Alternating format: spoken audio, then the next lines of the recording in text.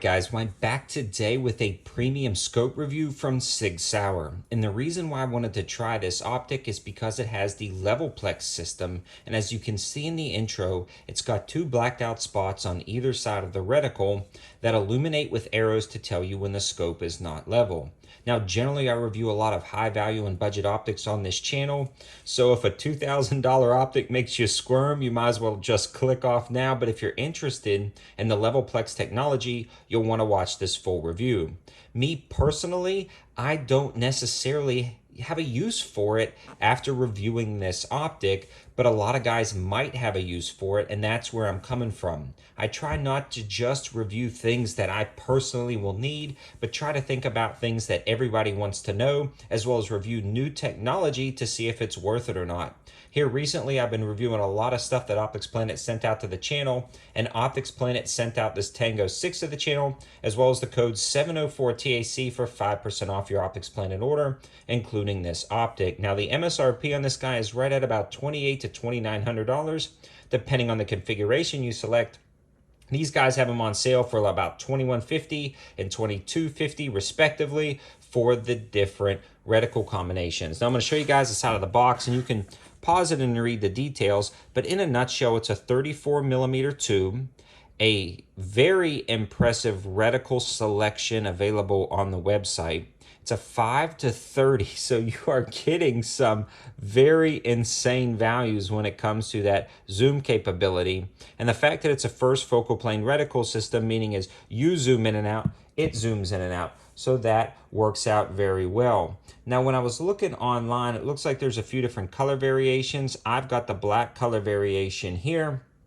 I don't think that makes much of a difference. It also has a 56mm objective lens, so it's going to gather and transmit a lot of light through that 34mm tube. And the other thing that's going to do is give you plenty of adjustments up and down. When you're looking at this optic, everything about it screams quality. The fit and finish, the turrets themselves are very audible. Well, they're very tactile. They're actually not very audible. But they lock up solid very nicely. It also has the illumination on the side parallax, and you actually depress this piece right here, and that turns on and off the LEVELPLEX. And that's one of the first things I want to discuss, because that's what makes this rather unique.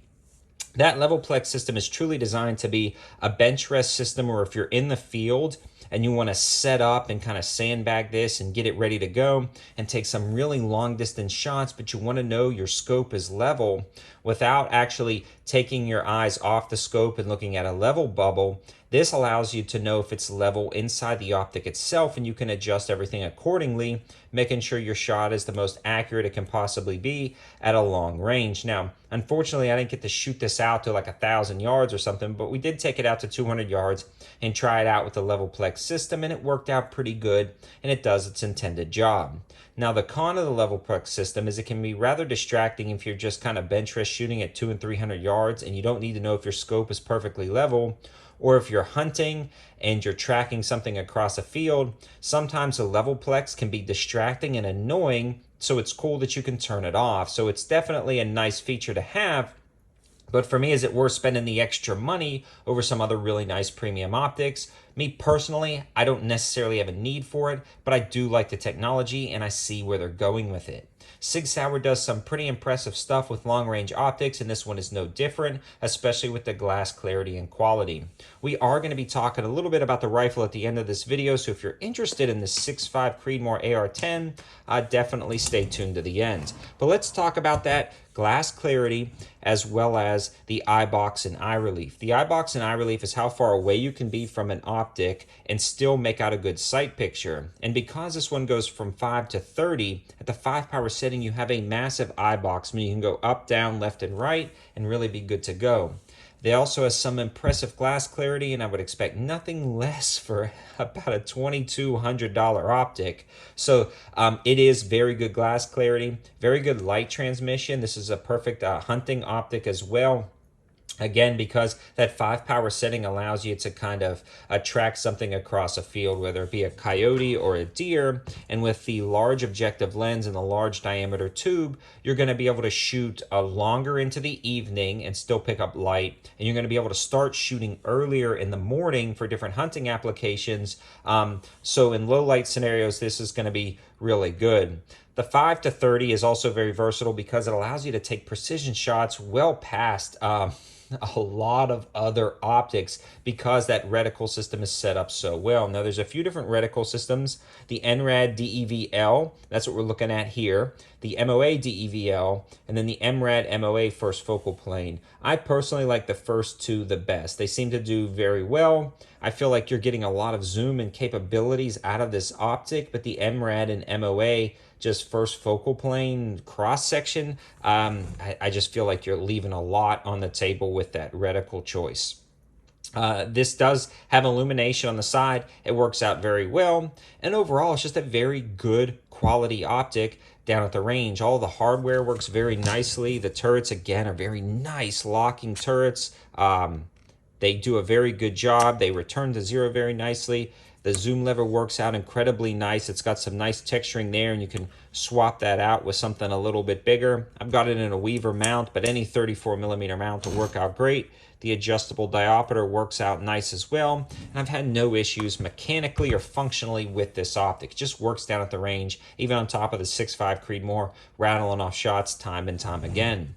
So in a nutshell, what you're getting is a premium optic. It feels like a premium optic, but with the added bonus and technology of the LEVELPLEX system, allowing those yellow arrows to tell you if you have any cans before you take your shot. For me, is it worth spending the extra money? Me personally, no, but I can definitely see the advantages of this technology. But if I were going to be spending $2,000 on an optic, I would get some of the more premium Vortex optics. I feel for me personally, they better fit my needs, or some of the Steiner options I've reviewed in the past, or a few other options I reviewed. You just get the either a little bit better glass clear, a little bit better quality optic for the same price, or you can get the same quality of this optic for about $500 cheaper, but not have the LEVELPLEX technology. So it's really up to you kind of in your personal needs. Do you need the LEVELPLEX technology, or can you live without that LEVELPLEX technology? I love the idea and the concept of it. It can definitely be distracting in some scenarios, so it's nice that you can turn it off.